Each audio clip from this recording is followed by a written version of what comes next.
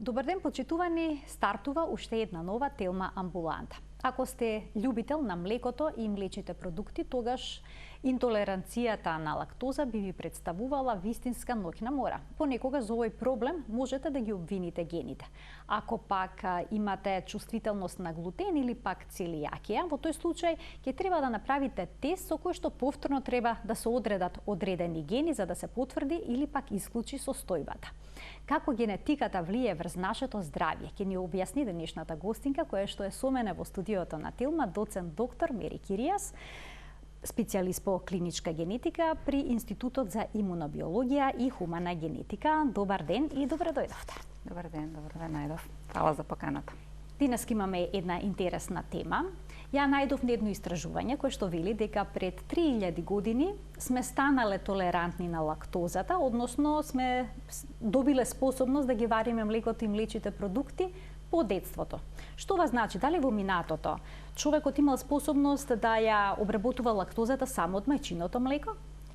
Да, лактозата е таа, меѓутоа ензимот кој што учествува во разградување е многу важен во дојничкиот период, бидејќи за да напредува едно бебе, потребно е мајчиното млеко. И токму тие првите година-две од животот, всушност, е многу важно да се разложува лактозата од мајчиното млеко, а со тоа да се обезбедат сите потребни нутритиенти за правилен раст и развој на тоа бебе. Понатаму со менување на типот на исхраната, активноста на ензимот опаѓа и всушност ние ги добиваме сите тие придобивки од разноврсната исхрана. Меѓутоа, да, во последните години, всушност нашиот организам се адаптирал да може активноста на овој ензим малце подолго во текот на животот да остане активна.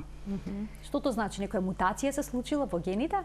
Па не би рекле дека е мутација. Мутација обично се поврзува со некаква промена во некој протеин кој што ја менува функцијата во смисла дека веќе не ја обавува како што треба и прави некој проблем или некоја болест.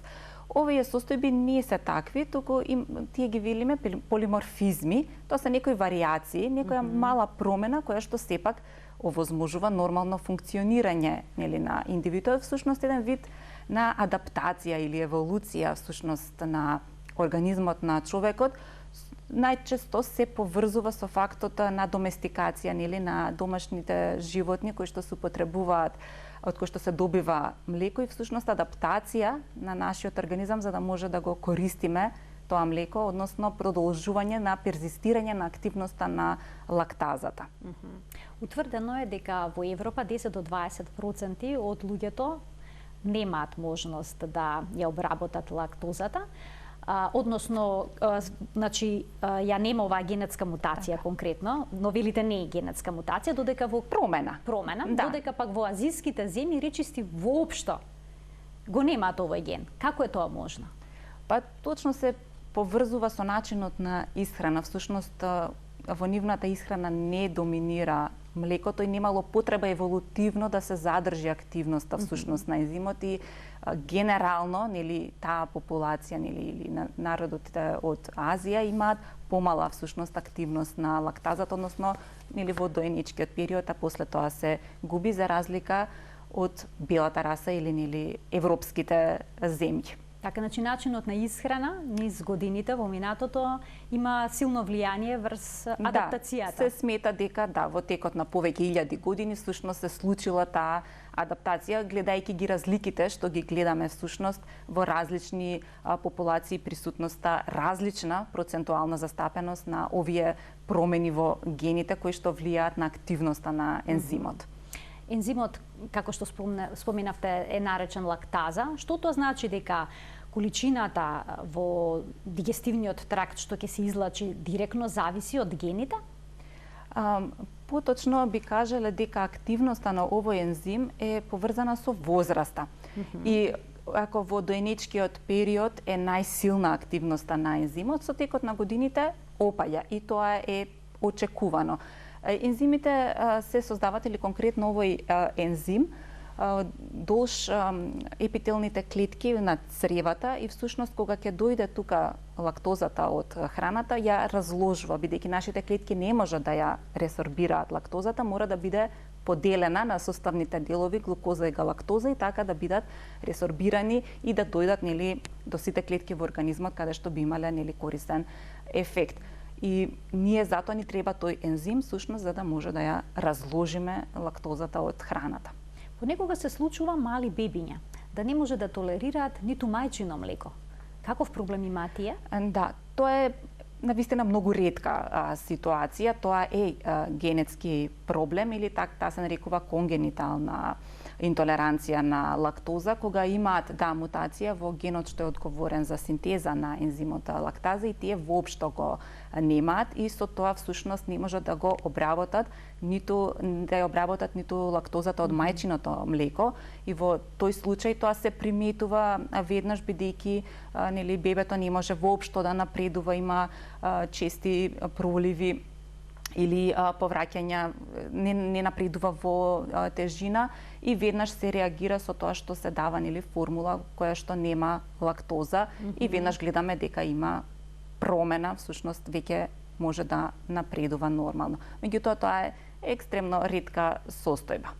А што е со останатите кои што ќе добијат нетолеранција на лактоза во одреден период од животот? Генетски детерминирано тоа е или не? Придонесуваат секако, како што кажав, со текот на годините не опаѓа активноста, меѓутоа има одредени генетски варијанти кои што ако ги имаме всушност носат пониска активност на ензимот. И всушност тие луѓе имаат уште помала активност и со текот на годините се намалува и таа. И всушност ако внесат поголема количина на млеко или млечни производи кои што имаат лактоза, ќе им се јават тегобите затоа што не можат целата да ја обработат или разложат. Што тоа значи? Ако внесат во помала количина, би истолерирала? Да, точно така. Значи и се прават испитувања кога ќе видиме дека постои таа мутација или промена, ние знаеме намалена е активноста на ензимот, меѓутоа не знаеме колку. И всушност секоја индивидуа која ќе добие таков резултат или знае дека конзумирањето на млеко и млечни производи ги прави тегобите што ги имаат, всушност треба да си одмери колку може да толерира. Некогаш млекото има најмногу лактоза и секако дека прв совет би било да се избегнува млеко. Може да се користат замени како млеко без лактоза или млеко од растително потекло кое што нема лактоза. А додека пак останатите производи каде што имаме ферментирано млеко, јогуртот, сирењето, кисело млеко, тие може да се толерираат во одреден степен и всушност секој треба да си процени, тоа најубаво е со например едно парче сирење во текот на денот, па да види дали има симптоми или не. Ако нема, тоа значи дека таа количина може да ја толерира, да. Истото би се однесувало понатаму да се проба со другите млечни производи. А какви симптоми обично имаат овие лица? Да, обично симптомите се јавуваат околу половина час до 2-3 часа после конзумирање на млеко или млечни производи и може да бидат различни во смисла надуваност на стомакот, гасови болки или дискомфорт во стомакот, течни столици или пак дури и констипација. Значи може да бидат најразлични, меѓутоа обично се јавуваат после конзумирање на млеко и млечни производи и можат пациентите всушност да ги поврзат со настанот или претходен на конзумирање на такви производи. Кому советувате да направи генетско тестирање за присуство или пак отсуство на оваа адаптација на генот? Да. Дали има секој што ќе почувствува проблем? Првин, да, секој што има вакви симптоми се сомнева дека конзумирањето на некој вид на храна може да е причина, треба прво да се јави кај интернист, односно гастроентерохепатолог, за да се процени дали станува збор за интолеранција или може има некој друг проблем со цревата, затоа што интолеранција на лактоза може да се случи секундарно ради постоење на некој воспаленија, инфекции во цревата како последица, всушност имаме друга состојба, а тоа доведува до интолеранција всушност на лактоза, неподнесување на млекото и млечните производи, кое што доколку се среди првичната причина, дали некои иритабилни црева или некоја воспаление, ќе се смири и состојбата. И затоа е потребно првин да се направи преглед, консултација со гастроентерохепатолог, па доколку се процени дека нема некоја таква причина, тогаш може да се направат тестови со кои што би ја потврдиле, нели, диагнозата и понатаму за да може да имаме правилно советување на тој пациент. Како се прават тие тестови? Преку крв? Преку соземање на плунка или... Да, кај нас се прават генетски тестови со кои што се одредува дали ја имаат таа промена или мутација која што би водела до намалена активност на ензимот и тоа е со земање на примерок од крв, значи генетска анализа. А во светот има и други тестови, така наречени дишни тестови, каде што после конзумирање на поголема количина на лактоза се мери издишениот водород, бидејќи ако не се разложи лактозата, нели нема ензим, оди понатаму во дебелото црево, каде што бактериите всушност ја ферментираат, имаме ослободување на тие гасови, кои што всушност го дујат и ги прават, нели, симптомите на нелагодност кои што се јавуваат после интолеранција на лактоза. Претпоставам дека двата теста се точни. Секако секој си дава значење од свој аспект, нели, дава индиректно доказ дека причината за тегобите со кои што се соочува пациентот е всушност интолеранција на лактоза. Колку всушност гени барате при ова испитување? Два гена. Две промени кои што се поврзани меѓу себе. Море двете промени да се присутни? Секогаш ти одат заедно, да. А колку често од оние што ги тестирате кај нас имаат отсуство на овие две генетски промени? Па ако тие што имаат многу ниска активност на ензимот е тоа кога имаме на двата алели, или еден наследен од едниот родител, од мајката, еден наследен од таткото, ако и двата се променети или мутирани, тогаш активноста на ензимот е многу намалена и таа е посериозната состојба и така може имаме околу 30-40% од пациентите може да имаат мутација во двата, односно тогаш се советува избегнување на млеко и млечни производи. Најголем дел се едниот промената, едниот нормален. Тука имаме умерено намалена активност на ензимот, меѓутоа ако пациентот чувствува дискомфорт и може да го поврзе со конзумирањето на производи, можеби не треба да конзумира во големи количини, помали количини можеби полесно ќе се толерираат и тоа е сепак она субјективно кое што мора сам секој да го помине, да види всушност колкава количина може да толерира. И сакам да кажам дека и тоа може да е променливо во текот на времето. Ако на почетокот можеме да толерираме, например, чаша јогурт и парче сирење, може после неколку години да не можеме, затоа што кажав дека годишно, со возраста се намалува активноста. Значи, бидејќи станува збор за ензим и активност, тоа е променливо во текот на времето. Дури и затоа кажуваме генетиката е едно, меѓутоа тука има влијание и друго, значи и со возраста, всушност сепак се намалува активноста на ензимот.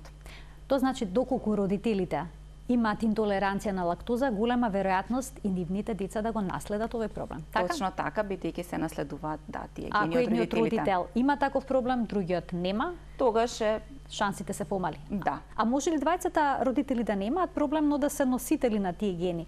Па ви кажав, тие што се носители, односно едниот им е променат, едниот не, може да пројавуваат симптоми на поголеми количини, зависно колкава е активноста на ензимот или можеби во текот на годините подоцна со возраста да развијат, а може и да не развијат воопшто. Има едно истражување исто кое што покажува дека распространетоста на одредени бактерии кои што ја разложуваат лактозата и всушност ја користат како енергенс, а тоа е бактеријата бифидобактерија, се поврзани всушност со присуството, односно неприсуството на овој ген. Што значи тоа дека и распространетоста на бактериите во нашите црева, цревната флора е условена од генетиката? Па не баш така, туку всушност не може толку линеарен заклучок да се извлече. Да, не е баш така. Видено е дека тоа се знаеме бактерии кои што се дел од нормалната цревна флора и всушност тие еден вид во симбиоза живееме ние со тие бактерии од нашите црева, всушност тие не штитат од лошите бактерии со тоа што ги користат нутритиентите, нели, и ни помагаат во нормално функционирање, а исто така тие бифидобактериум заедно и со лактобацилус ги има и во, нели, како пробиотици во продуктите, и всушност тие е видено преку разни истражувања дека со нивно конзумирање се олеснуваат кај дел од пациентите се олеснуваат симптомите кои што ги имаат од интолеранцијата на лактоза, па затоа и се препорачуваат во умерени количини. Меѓутоа, врската друга е малце потешко да баш така линеарно да се докаже. Да ги поканиме гледачите да се вклучат во денешната емисија со нивни прашања. Почитувани, во продолжение на денешното издание на Телма Амбуланта ќе проговориме и за целијакијата и нетолеранцијата, односно пречувствителноста кон глутенот. На тоа ќе се задржиме, така што доколку се вклучите да се задржиме на темата на која што говориме. Инаку во студиото гостинка е доцент доктор Мери Киријас, специјалист по клиничка генетика од Институтот за имунобиологија и хумана генетика. Сега ќе преминеме на глутенот. Дали оние кои што чувствуваат проблем при внес на глутен, исто така може да ги обвинат гените за тоа? И тука не е баш така едноставна работата. Да, тука не станува збор за болести кои што се директно генетски условени, меѓутоа факт е дека гените знаат да се вмешаат, односно можно е да дадат некој вид на предиспозиција. И тие се оние болести каде што е најтешко да кажеме сега што е причината, затоа што и после толку години испитувања немаме одговор на тоа прашање. Кога станува збор за глутенот, знаеме дека во последниве години е доста, да не речам, популарен за испитување, често се обвинува како причина за тој абдоминален дискомфорт, односно пак симптомите се слични, нели, како интолеранцијата на лактоза, меѓутоа тука треба да разграничиме две различни состојби. Едно е целијакија, а друго е како понов ентитет интолеранција на глутен. Ако зборуваме за целијакија, тоа е веќе посериозна состојба. Тоа е всушност автоимуна болест и како сите автоимуни болести е непознаница, односно да, има генетски фактори, знаеме дека има, меѓутоа не е тоа доволно за да знаеме дали и кога кај некој ќе се развие таа болест. А додека кај чувствителноста не може да се поврзе со генетска основа, со генетска наследност? Се уште не, всушност самиот глутен како молекула е таа која што всушност поттикнува некаков имунолошки одговор, и кај овие што велиме интолерантни на глутен се воведени во последниве години како посебна болест или ентитет, се уште недоволно дефинирана, меѓутоа обично се дава како диагноза кај оние индивидуи кои што имаат проблеми, меѓутоа сите диагностички маркери кои што се соодветни за целијакија ги немаат, а сепак имаат проблеми после конзумирање на глутенот. И всушност самиот глутен е тој што предизвикува некаква имунолошка реакција во цревата, односно активирање на тој вроден имунитет кој што всушност прави дискомфорт и имаат проблеми, симптоми слични, меѓутоа сепак не е целијакија. Не се работи за целијакија. Да го вклучиме гледачот кој што очекува да постави прашање. Добар ден за него. Ало, добар ден. Добар ден, повелете. Поздрав до вас. Може би малку ќе скршнам од темата. Јас сум на 58 години, пред на 23 декември ми открија карцином на желудникот. Сега, имав пролетта имав бактерија, Ешерихија, тоа Ешерихија коли. Добро. Така, Ешерихија коли. А хеликобактер? Бев добра, не, хеликобактер, бев добра и сега од октомври на ваму не сум добра. Со гастроскопија откривме дека имам аденокарцином. Меѓутоа, значи, сакам да прашам. Јас седнав со сестра ми, направивме едно стебло. Јас сум првата во нашата, од страна на мајка ми, од страна на татко ми, првата што имам карцином. Никој нема кај нас карцином. Имат од кај мајка ми, од страната имат удари, притисок. Така, но Но карцином не сте имале, па сега ви интересира зошто тоа се случило и дали се случуваат така некакви генетски промени во текот на животот за да дојде и до овој проблем. Ви благодарам за вклучувањето во програма. Повелете. Значи во однос, ако зборуваме за карциномите, мал број од карциномите можеме да ги вброиме како вистински да имаат некаква наследна компонента. Поголем број се вака се јавуваат спорадично прв пат кај некој член во фамилијата и тука всушност имаме накалемување или создавање на тие клетки во текот на годините повеќе промени кои што прават да таа клетка наместо нормално колку има животен век после тоа да изумре ако акумулира некакви промени, всушност да стане бесмртна и да почне неконтролирано да се дели и да даде такви туморозни формации. На локално ниво тоа се случува? Тоа на локално ниво. И сега зошто и како кај некоја индивидуа ќе се јави, нели, во желудникот, кај друг, кај колонот, трет на кожата, секако дека придонесуваат и некои фактори, порано се обвинува за чината, лута храна, за желудникот конкретно. Меѓутоа, тие се само некои ризик фактори кои што може би малце да го зголемат ризикот. Причината зошто се јавува, нажалост, си уште не ја знаеме. За да можеме превентивно, нели, да делуваме. Да уште еден гледач ке вклучиме. Добар ден. Добар ден. Повелете. Се јавувам од Куманово. Така.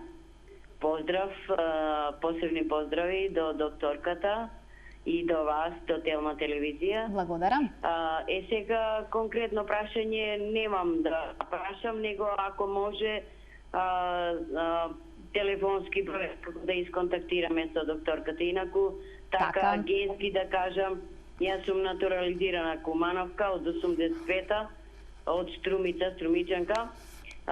Така да, еве, да кажам, нашето здравје со гените, да кажам, генетско здравје, општо, значи, на сите и деца и сестри, така, некако е добро. Сега за сега добро не служи. Дај Боже сите, нели, така да ги служи здравјето со гените, така, да. Така. Предпоставам дека некакво генетско советување би сакале да направите. Ви благодарам така за вклучувањето во емисија.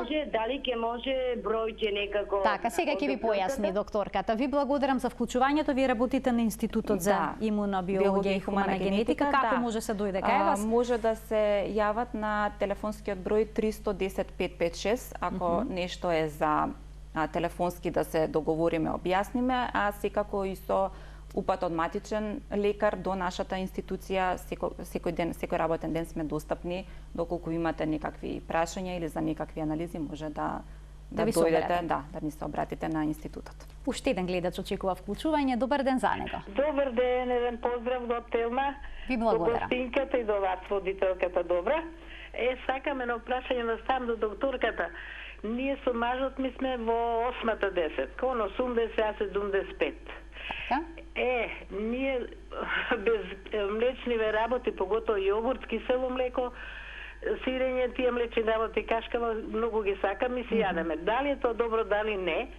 А уште едно прашање за срце, дали е тоа наследно од гените, од родители, дали не е?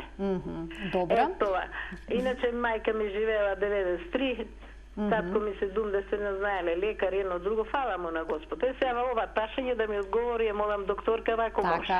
Ви благодарам за вклучувањето.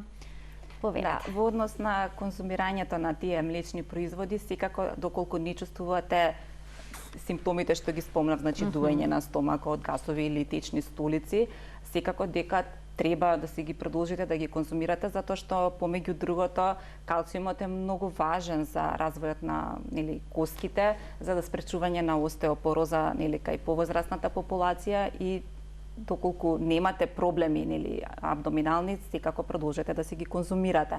Во однос на срцевите проблеми, тука е малце посложена ситуацијата, затоа што и тука повеќе гени се вклучени. Знаеме дека тие се оние состојби каде што и генетски фактори, меѓутоа и факторите, ако ги крстиме од животен стил, односно начин на живот, исхрана, физичка активност, пушење, конзумирање алкохол, се тоа влијае дали и кога ќе се појават овие проблеми кај некоја индивидуа. Затоа нема еден ген кој што може да го испитуваме, тоа е комбинација поголема на и повеќе тука фактори. да, и повеќе фактори. Не е доволно само генетиката, туку и други фактори придонесуваат. Така, во рамки на денешната емисија Да. детално ќе го појасните и тоа. Еве ги поканувам гледачите да останат до крајот на денешната Телма амбуланта и уште еден гледач ќе добие предност пред концептот предвиден за денеска. Добар ден. Ало, Ве слушаме во програма, сте госпоѓо, повелете. добар ден. Добар ден. Малку само да го пуштам телевизорот. Така, Јас имам така проблеми доста поголеми, подолго време, ама сега ова година дојдо до голем израз. Ако каснам било сирење, било млеко, било што е поврзано со млеко и млечни производи, јас добивам такви проливи што не можат да се сопрат. Ке пиев лекарства нели за сопирање на проливите, потоа однесов измет за да се испита што е, ми најдоа дека во цревата имам недостаток на здрави бактерии. Ми препиша пробиотик, испив една доза од 30 капсули, како да малку се подобри, па помина едно известно време, пак нешто сум каснала, да речам, мало парче кашкавал. така и повторно се соочувате со истите проблеми. Добро. Пак ќе се појават проливи. Предпоставам ве интересира како да се надмине овој проблем. Ви благодарам за вклучувањето. Повелете. Па според тоа што го кажува господјата, многу личи дека може да има интолеранција на лактоза, доколку сака може да се обрати на институтот со упат од матичен лекар за да испитаме дали постојат некои од промените. Во меѓувреме треба да избегнува со оглед на тоа дека има така силна симптоматологија после конзумирање на млечни производи.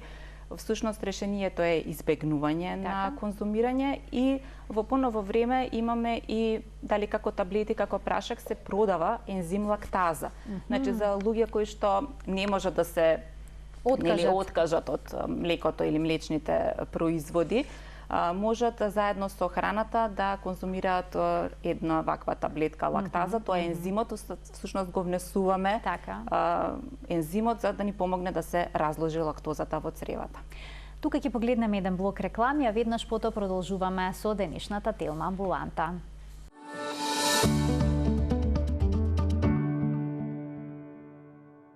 Со доцент доктор Мери Киријас, специјалист по клиничка генетика при Институтот за имунобиологија и хумана генетика во Скопје, денеска разговараме за влијанието на гените врз нашето здравје.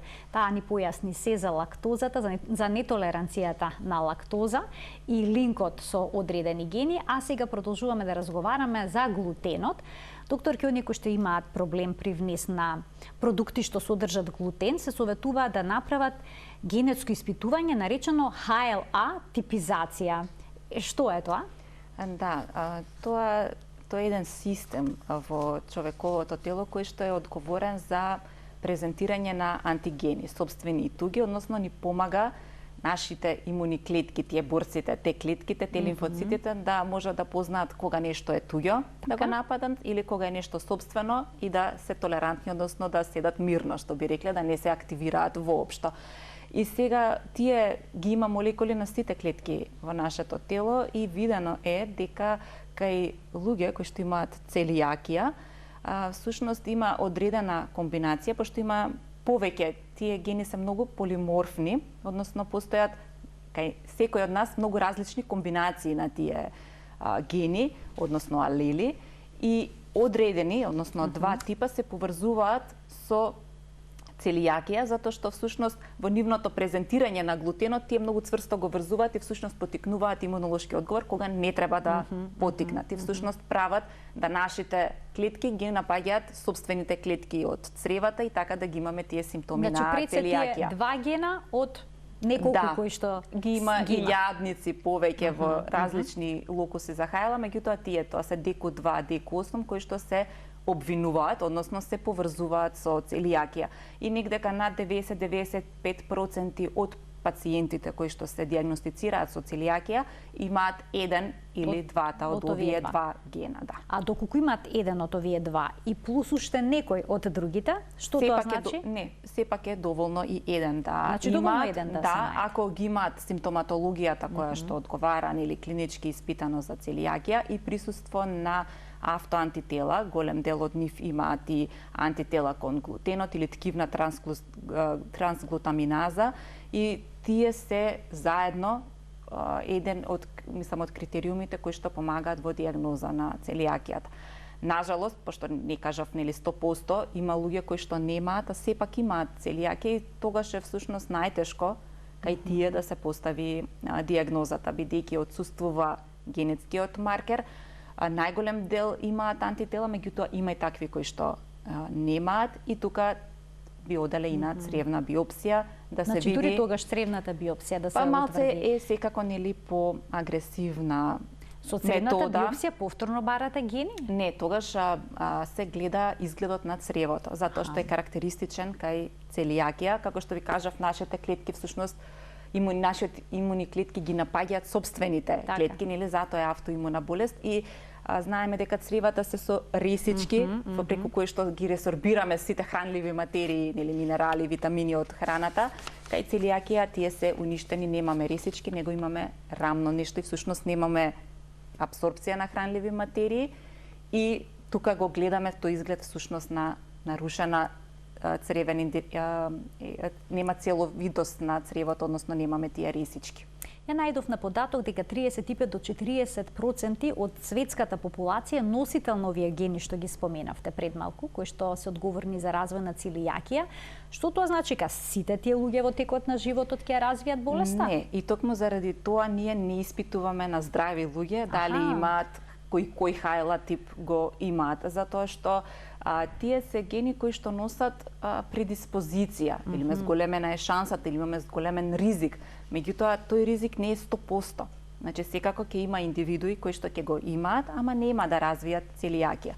Тие помагаат дијагностички во случаи кога имаме симптоматологија за целијакија, кога клиничарот се сомнева дека станува збор за тоа и за да си ја потврди или потпомогне, или ако има нешто малце неспецифично од симптомите, да си помогне во дијагнозата.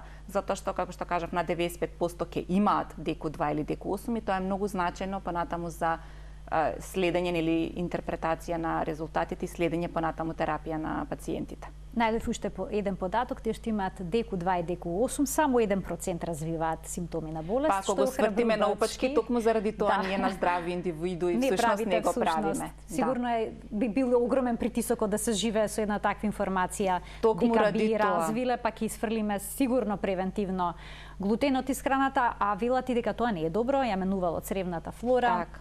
Каде што нема потреба, навистина нема потреба и затоа не навлегуваме во таа ситуација, односно затоа има секогаш нели доктор кој што ќе процени дали одредена процедура, одредено испитување треба да се направи или не.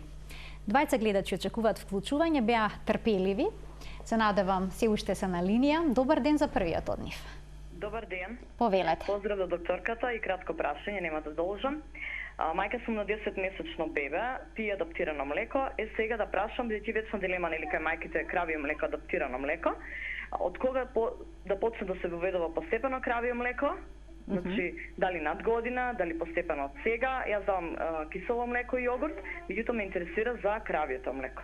Добро. Во форма нели млеко за пиење. Добро, ви благодарам за вклучувањето во програма.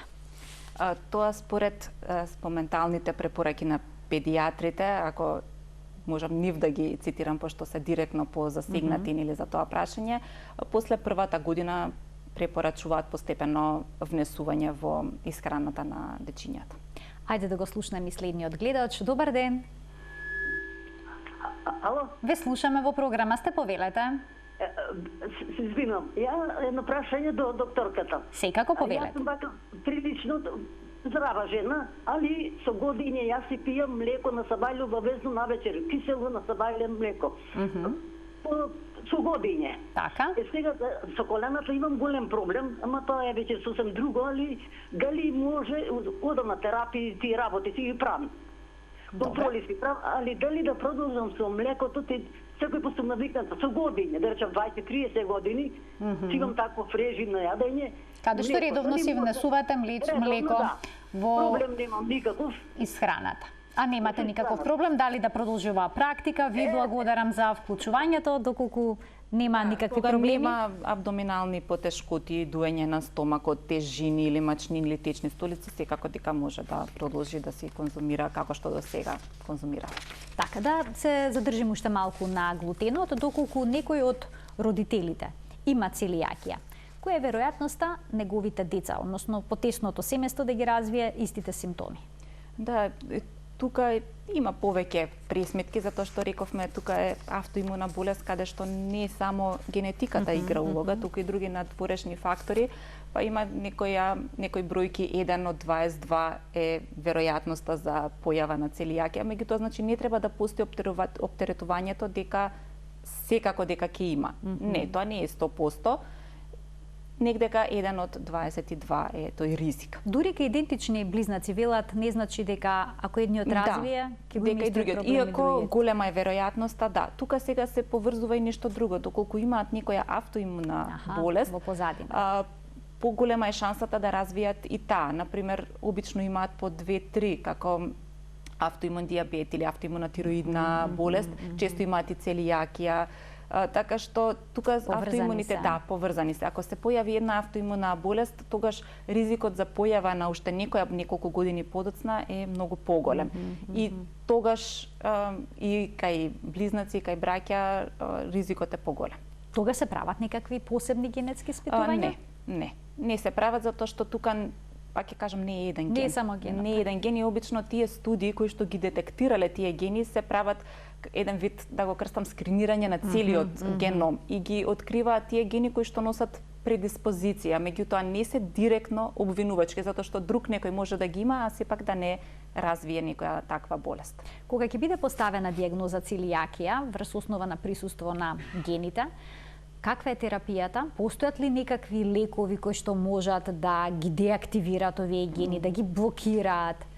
Да, тоа би сакале да има и претпоставувам дека тоа би било најлесно да може да се направи, секако дека сите тие генски терапии кои што не само кај целијакија и кај други генетски болести е многу тешко во практика да се, тоа се во лабораториски услови се испитува, меѓутоа се уште не сме до таму да во пракса имаме такво нешто. Она што е и прва линија нели на терапија кога станува збор за целијакија е исхрана без глутен, односно избегнување на производи кои што содржат глутен, а глутенот го имаме во пченица, јачмен и рж, значи треба да се избегнуваат тие житарици и сите производи каде што ги има и се присутни. Го споминавте неколку пати животниот стил. Можеме ли со него да влијаеме на активирање и деактивирање на одредени гени? Тоа, ако го кажеме малце пошироко, секако дека можеме, односно начинот на исхрана, односно како што знаеме, не знам, пушењето на цигари или алкохолот, прават одредени промени кои што всушност влијаат на начинот на функционирање на клетките, односно можат да одат во насока, најчесто, нели ги обвинуваме за менување на животниот циклус на клетките, односно накалемување на такви штетни мутации кои што водат до некаква канцерогена промена, и тоа е најчесто она со кое што се обвинува кога станува збор за животниот стил, затоа што сепак тука се гени кои што прават некој вид на хомеостаза, нели да се одржува кога клетката треба да изумре, нова да се појави, кога да се подели, а со тие супстанци всушност ние го менуваме структурата. Тие се некои маркери на ДНК кои што влијаат дали ќе се создадат некои протеини или не, односно наместо во нормална насока да тргне најчесто во мутагенеза, односно кон појава на карциноми. Така, и некои истражувања покажуваат дека гените кај многу болести се 47% одговорни за развој на симптомите, ама треба сепак да се земат предвид и надворешните фактори. Веќе напоменавте неколку пати колку е сето тоа важно. Да, такви болести има некои ние ги викаме мултифакториелни болести, како што се кардиоваскуларните, како што е диабетот, обезноста, како што е Алцхаймер. Значи тука знаеме астмата, знаеме дека во некои фамилии се почести, меѓутоа не значи дека по секоја цена или дека новиот член ќе ја има таа болест, токму ради тоа што знаеме дека има гени што се вклучени, меѓутоа нивната вклученост или нивното присуство не значи со 100% на сигурност дека ќе се манифестира таа болест. Така. Еве за Алцхајмерот да проговориме, доколку некој има ген кој што укажува на предиспонираност кон Алцхајмер, може ли во животот никогаш да не ја добие болеста, а да се разболи некој што го нема тој ген? Секако дека може. Токму Значи тоа е може тоа без што генот, без присуство на тој ген да ја добиеме болеста? И затоа и не практикуваме да се скринира, така да го наречам, тоа таква предиспозиција, затоа што се уште немаме доволно докази какаво е учеството, затоа што знаеме дека ќе има индивидуи кои што нема никогаш да се разболат, а има некои што ќе се разболат. А од друга страна, како секој ќе живее со тој психички момент кога знае дека може би некогаш во животот ќе развие некоја болест, не секој исто се соочува со тој факт и затоа е подобро и најчесто овие се испитуваат кога се јавуваат почетни симптоми, меѓутоа тие се недефинирани. Ние не можеме баш да одредиме дали е на пример Алцхајмер или некоја друга деменција, па тие ни помагаат во насока на дијагнозата доколку се присутни. А кому советувате генетско советување, односно да направи анализа на гените?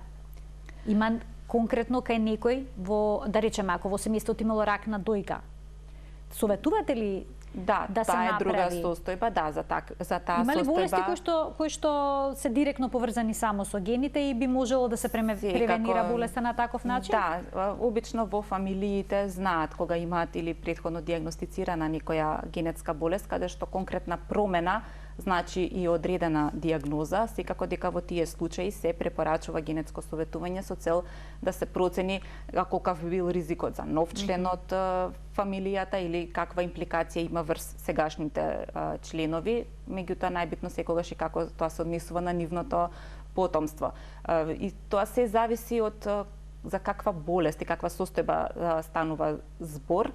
И оние каде што ги спомнавме мултифакторијалните, тука додека не се појават симптоми, значењето на генетското тестирање е лимитирано. Односно ние може да кажеме па да, знаејќи дека имате историја, вие имате малце зголемен ризик во однос на општата популација, меѓутоа никој не може да гарантира дали ќе се појави или не, без разлика дали ги имате тие генетски промени или не. И бидејќи имаме уште навистина многу малку време, моето последно прашање би се однесувало на тешката форма на COVID, што е исклучително актуелно во овој период на пандемија, и утврдените гени за овој проблем. Утврдија некои гени, 2 или 3 кои што велат дека се одговорни за лошиот тек на болест. Да, имаше такви поголеми студии каде што всушност се одбира случаи каде што имаше многу тешка симптоматологија, нели, а неочекувано кај претходно здрави индивидуи се детектираа некои гени, тие се генерално гени што се вклучени во некаква регулација, некакви протеини во вродениот имун систем и всушност затајува одбраната, па вирусот успева лесно да се намножи и да направи поголема штета. Значи, нашиот имун систем не успева да се одбрани како што треба. Меѓутоа, тоа сепак ние унапред не можеме да влијаеме, нажалост, сега за сега. Дури ако си има таа информација, значи не може ништо да се направи. Па во однос на превентивните мерки, вакцинација, носење маски, дистанца, тоа ќе се остане како најдобра превенција да не се разболите, затоа што ако се разболи, се уште не сме до таму во медицината да со никаква генска терапија можеме да влијаеме на тие проблеми. А во однос на тоа што некои се разболуваат еднаш, 2 пати, 3 пати од COVID, други пак ниту еднаш. Вела дека некои 20% од населението на планетата никогаш нема да се разболи од SARS-CoV-2. Да, и тоа е точно, и сигурно има врска со некакви гени, меѓутоа си уште не сме ги нашли и секако тоа е тема од интерес за многу научници кои што се обидуваат да најдат објаснувања зошто, иако доаѓаат во контакт со нели со особи што се инфицирани, сепак не се разболуваат. Кои се тие гени се уште не знаеме, меѓутоа можеме сигурно да претпоставиме дека има нешто. Ви благодарам многу за вашето денешно гостување и што на еден убав начин ни појаснивте многу работи кои што се поврзани со генетиката и здравието. Се надевам дека повторно ќе бидете во студиото на Телма кога ќе обработиме уште некоја здравствена тема која што ќе ми ја приближиме на гледачите. Ви благодарам и вас на поканата. Почитувани, ова беше се во денешната Телма амбуланта. Ви благодарам за вниманието со кое што не следевте и денеска. Гледајте на секој работен ден на Телма во 12:45. До гледање.